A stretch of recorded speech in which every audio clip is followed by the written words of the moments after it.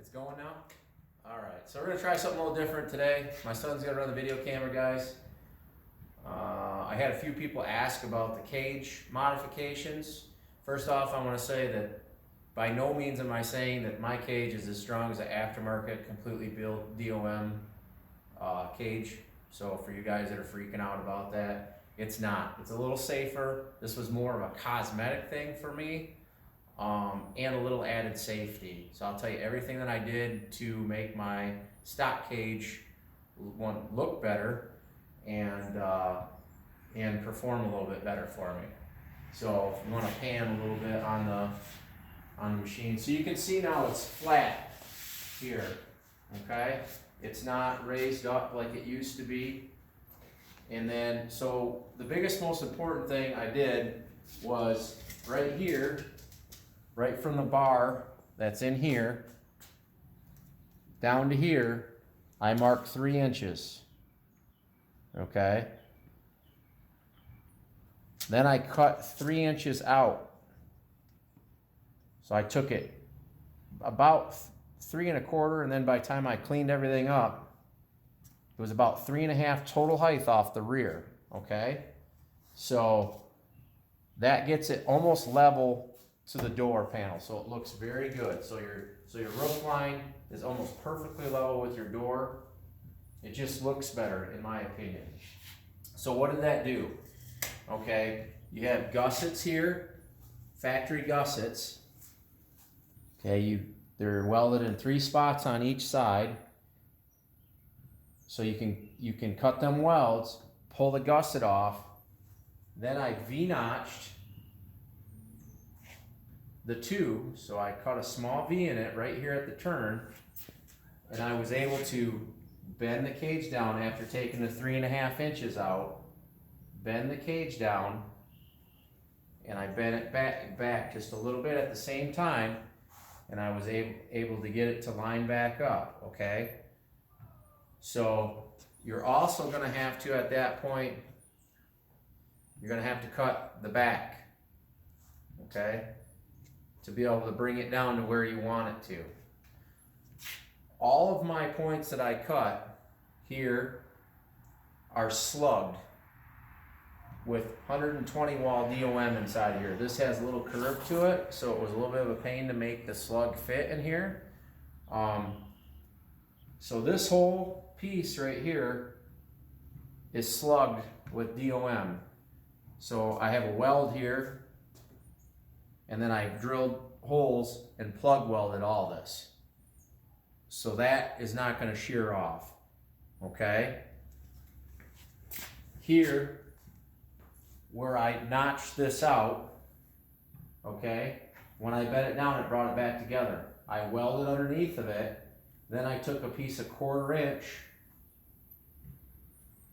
1/2 inch flat stock, run it across there, and stitch welded it all up in here. Then I put the factory gusset back on, which fits right back on, and welded it almost completely around. If you'll see from the factory, I stitch welded it in 4 spots here. The factory doesn't weld all around the corners. I welded all around the corners. So that should be just as strong. Okay, so no modifications here because I wanted to still be able to use a factory glass windshield, or in my case, a flip-up Super ATV window. I didn't want something that I couldn't use what I already had. I just bought a brand new windshield for this thing.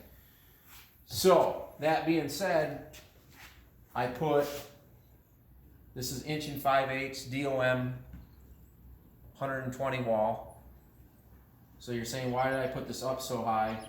Well, I put it up here so I can still remove the cage just like a factory. The cage will come off, all this stuff comes off with it. Another reason why I did that is I had to cut, my Super ATV window comes down. It had a big piece of plastic right here, and the bar would have been way up here, right in your line of sight. So I had to cut my Super ATV, the back part of the plastic off, and I ran this bar right along here because I'm going to put the rubber back on here, and the windshield will come down and sit on this bar instead of the plastic factory one. And the lock, I had to weld a new lock tab on. I also put intrusion bars in. These are also 1 5/8 DOM. So this should be a lot more rigid. Like again, I said, it's not like a completely built roll cage, but it's going to be a lot more rigid. And what else did I do? I put some tubes from the front to the rear. You guys can see these. There's 2 of them. I can wear a helmet in here, even though I lowered this down. I'm 6'2". I can wear a helmet in here as long as I'm strapped in. My head won't hit any of the tubes in here. I've got plenty of clearance, so no issues there. Moving to the back. You want to come around here, Cole? So moving to the back. So this bar is not factory. This is 1 3/4 DOM 120 wall. The factory one is about 3 inches ahead of this, right over top of your head. So I've talked about this in my other videos about having a dead node.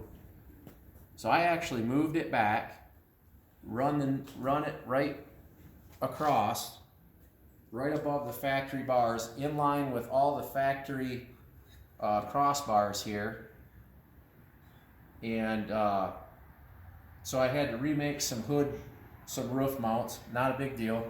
I just used, it's basically 1.5 inch, 1/8 inch tabs I welded on. I cut the factory nuts, holders, and everything off the old tube and used that. And you can see I put a zip tie here because the mount is too close to put a bolt in there.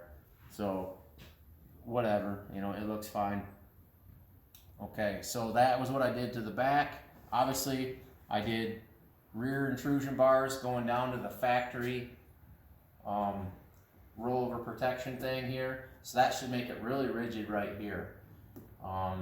They're symmetrical to the front ones, identical material, spaced out exactly the same as the front ones, same angles, all welded in nicely.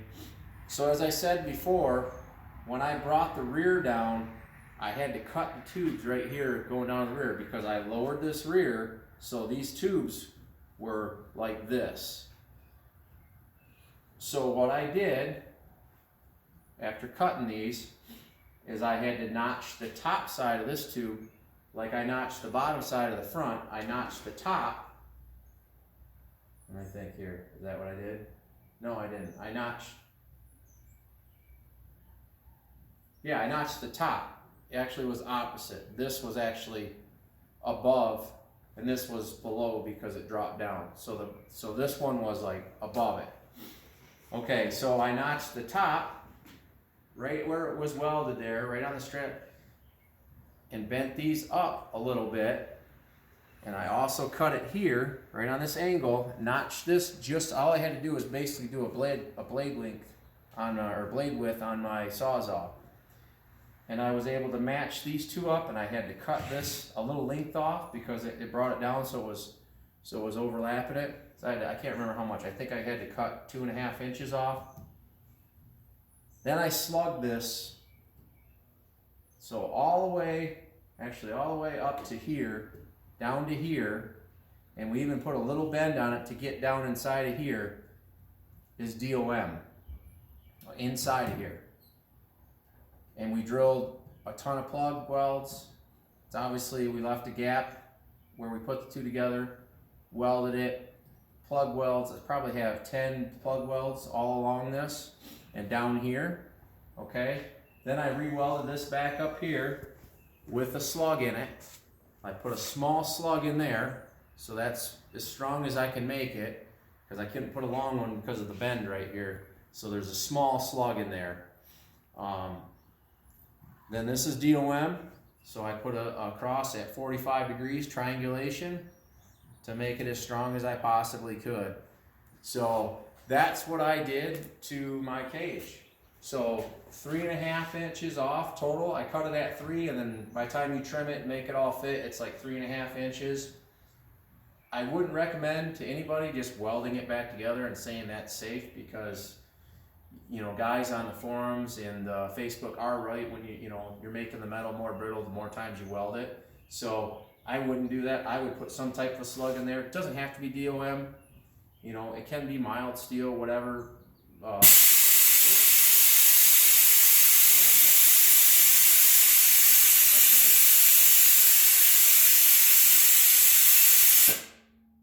hair dryer is bleeding off. That was annoyingly loud. So it's a lot more rigid. As I said, mild steel would work fine for that. Keep in mind, this is still just a roller protection device. This is a one-use, probably throw it away. If I were to roll this, it would probably have some damage and it would need to be replaced. However, it is much safer than the factory one, and I trust it much more. It's not a full DOM spec cage, but it should work really well. So I'm very pleased with the way it turned out. There's really nothing else. This is all I had. I had some rough paint here, just some rhino liner stuff. That's what I had to put on, and so that's what I did.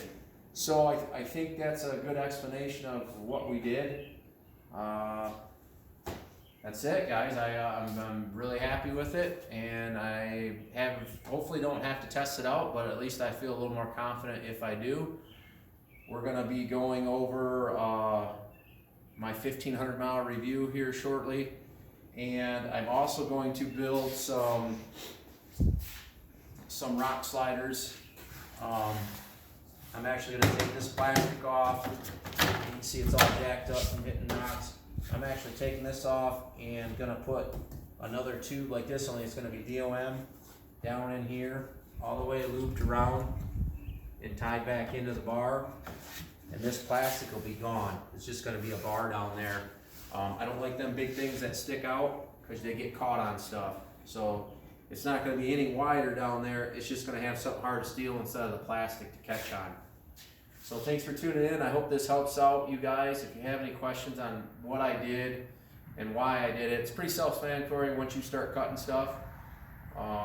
Stuff moves around a little bit, and but it really wasn't that bad. It took about 10 hours of total time, and I think it's well worth it. I think it just looks way better. I mean, it doesn't look as sweet as some of these guys' aftermarket cages, but it looks way better, and I can retain the factory windshield, and that was huge for me. So anyways, have a good night, guys. I'll talk to you.